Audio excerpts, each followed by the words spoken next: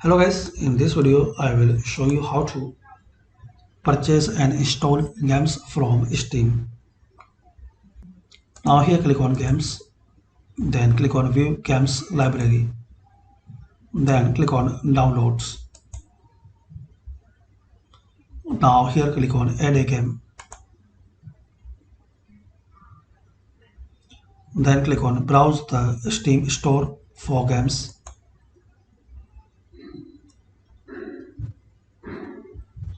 Here guys you will see a list of games.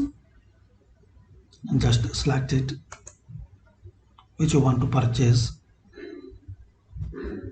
like this game. Now click on add to cart.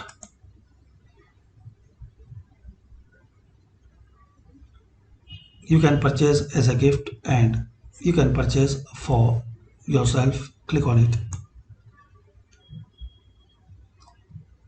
Now enter your payment details like your card number, billing information, and click on continue.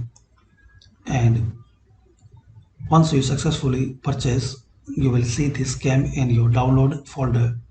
So just click on that download folder and install. So thanks for watching, and this is the way guys you can purchase a game on Steam.